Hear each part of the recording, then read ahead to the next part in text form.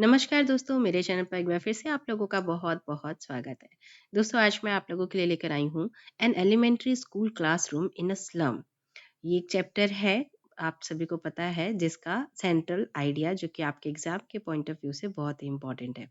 तो चलिए मैं बहुत ही ईज़ी वे में आपको समझाती हूँ कि आप इसे कैसे अपने शब्दों में भी लिख सकते हैं, क्योंकि रटने से थोड़ा बहुत कुछ ना कुछ गड़बड़ ज़रूर होती है। तो आप इसे एक बार समझ लीजिए, उसके बाद आप इसे अपने वर्ड्स में कन्वर्ट करके लिख सकते हैं। तो चलिए स्टार्ट करते हैं। स्टार्ट करने से पहले अगर आप चैनल पर नए हैं, मेरी वीडियो फर्स्ट टाइम देख रहे हैं, सो प्लीज़ वीडियो देखने के बाद अगर आपको समझ में आता है तो चैनल को ज़रूर सब्सक्राइब कीजिएगा। अपने फ्रेंड्स के साथ शेयर भी कीजिएगा और वीडियो को लाइक करना बिल्कुल भी ना भूलिएगा। तो चलिए शुरू करते हैं। फर्स्ट ऑफ ऑल हम ये देखेंगे कि इसका जो पोएट है वो कौन है? क्योंकि हमें कोई किसी भी पोएम का जब हमें सेंट्रल आइडिया लिखना होता है तो हमें सबसे पहले फर्स्ट लाइन में आपको लिखना होता है उसके पोएट का नाम, उसका जो भी लिखा है उसने।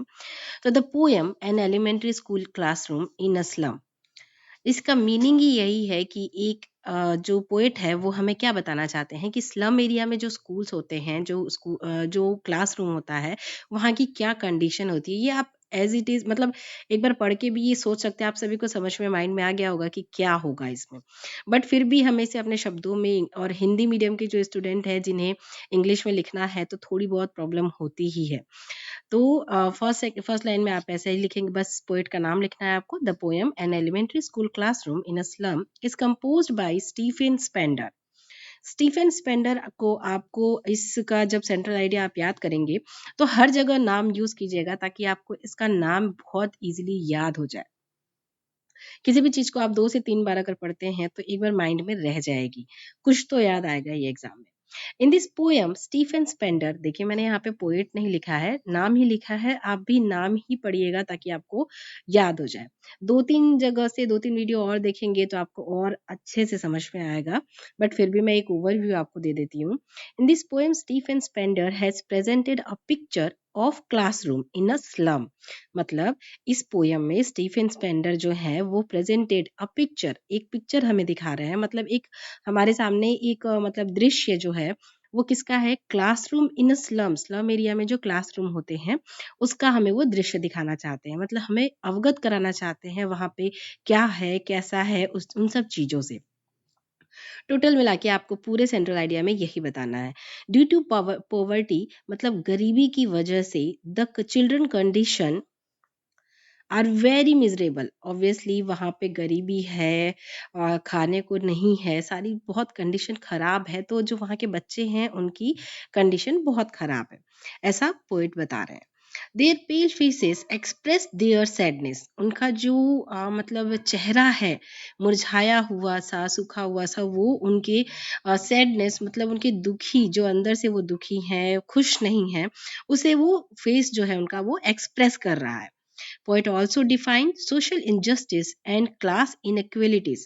ऑब्वियसली पोएट जब स्टार्टिंग से ही आपको समझ में आ गया होगा, मतलब आपको टोटल पूरे पोएम में लिखने के हिसाब से बताऊं तो ये दो चीजें आपको मतलब ये दो चीज तो दो मतलब वर्ड आपको याद रखना है, social injustice and class inequality.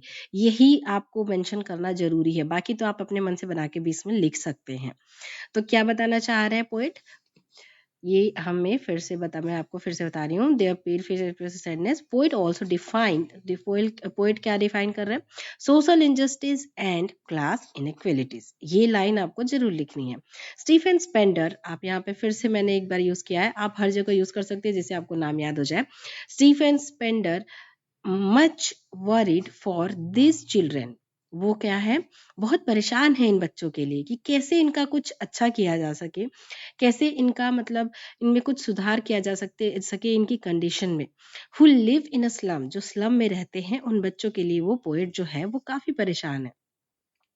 Poet appeal to governor inspector visitor, जो जैसे गाँव में छोटी छोटी जगहों पे जो एक इंस्पेक्टर गवर्नर जो होते हैं वो इंस्पेक्ट करते हैं, मतलब वहाँ जाके देखते हैं कि वहाँ की कंडीशन कैसी है, उसके अकॉर्डिंग अपने रिपोर्ट बनाते हैं और वहाँ पे कुछ मतलब विकास का काम होता है। ये आपको इसमें मेंशन करना है। तो पोएट जो होते हैं वो अपील करते हैं किससे, गवर्नर इंस्पेक्टर विजिटर से, to make the life of slum children, उनकी जो बेटर, मतलब स्लम में जो चिल्ड्रंस हैं, बच्चे हैं, उनकी लाइफ को बेटर बनाने का जो रास्ता है वो निकालने के लिए थ्रू एजुकेशन।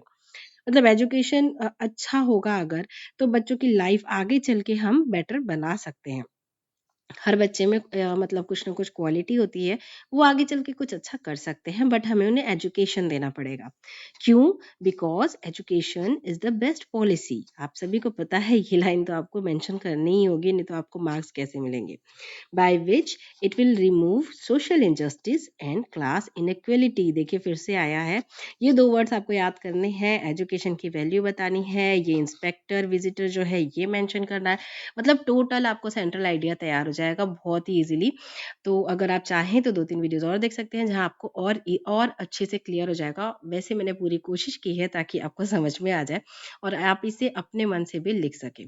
तो इसी के साथ ये मैंने पूरा समझा दिया है। अगर फिर भी आपकी कोई क्यूरी हो, कहीं पे कुछ समझ में ना आया हो, आप मुझे कमेंट करके बता सकते हैं। मैं ज़रूर ट्राई करूँगी कि जो भी चीज़ें आपको समझ में ना आई है, उसे फिर से वापस से समझाने की।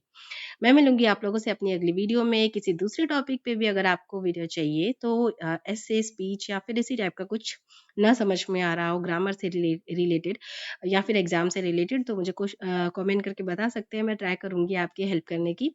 तो चलिए इसी के साथ मैं वीडियो ख़त्म करती हूँ। वीडियो पसंद आई होगी तो लाइक, शेयर एंड सब्सक्राइब ज़रूर कीजिएगा। Bye bye, take care and thank you so much for watching. Bye bye.